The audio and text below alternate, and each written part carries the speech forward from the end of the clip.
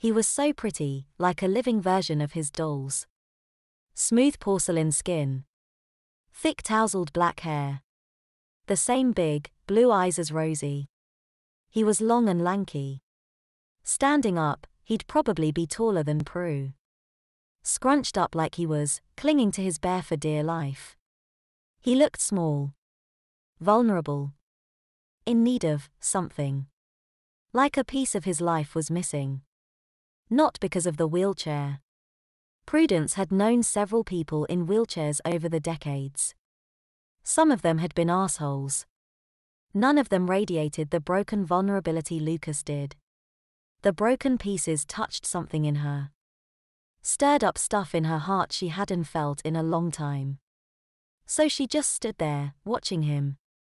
Unable to look away. He never once looked up. Minutes passed. The girls never came back.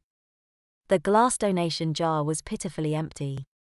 Yuppies walked right by, drawn to more attractive booths with goods for sale. A few locals came up, put $1 or change in. They spoke softly to Lucas. He'd shrink back, rolling his chair back an inch or two, then look halfway up. He'd force a shaky half smile. He'd mumble back, voice little more than a hoarse whisper. He'd nervously tug down the bear's skirt, trying to hide the toy's diaper while blissfully unaware his own used diaper was on display. The sight was just pathetic. Prue tried to muster up her usual contempt and disdain, but her insides were a jello mush. Lonely. The boy was lonely and hurting. His pain called to her, struck a chord long buried deep within her.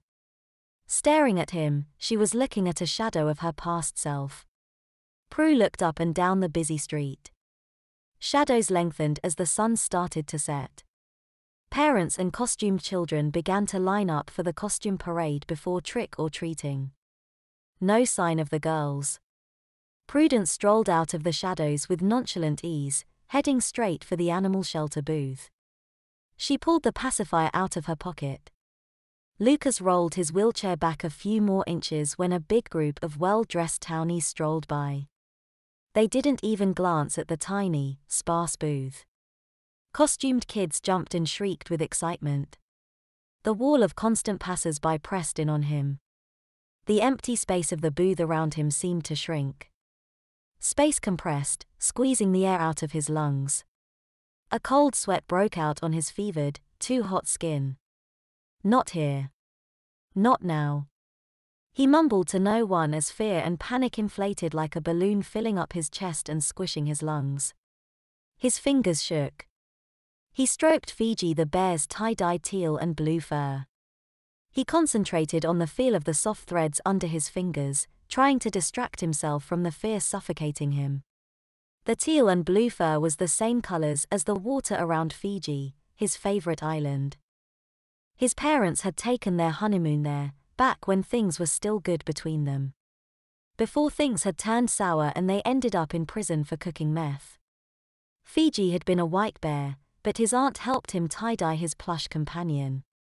His dad, in rare moments of sobriety, used to tell him stories and show him pictures of Fiji Island. Lucas still wanted to visit there someday. He'd take his bear, too, bring Fiji to Fiji. He would have giggled if his chest wasn't so tight. He rubbed the silky smooth satin of Fiji's costume. He'd made the pirate dress himself. Making clothes for his stuffed best friend had been how he'd gotten started making and refurbishing dolls. He'd been little when his mom taught him the basics of sewing after he'd begged her. His father had been less than pleased to learn about that. He didn't really start sewing again until he was 10 and living with his aunt, uncle, and cousin. They were on vacation and 10-year-old Rosie cut off Fiji's head. Rosie and Lucas had shared a bed. Lucas' night diaper had leaked. Rosie, angry at her cousin for peeing on her in his sleep, punished him by killing Fiji. His aunt had held him on her lap while she sewed Fiji's head back on. She'd encouraged Lucas to help her. He'd been hooked. Lucas shuddered at the memory. Warmth flooded his crotch as his bladder released. His thick diaper absorbed it all. He'd never been completely out of diapers. Doctors said his bladder was underdeveloped. He'd always wet the bed. Long car rides and vacation meant he was diapered. When he was 13, he had an ATV accident that injured his spinal cord. That left him in a wheelchair and in diapers full time. His trembling fingers slipped under Fiji's skirt, stroking the slippery texture of her diaper's plastic backing. Fiji's diaper was a baby doll diaper. In his mind, his bear needed diapers just like he did. She enjoyed her diapers, too. Just like he did.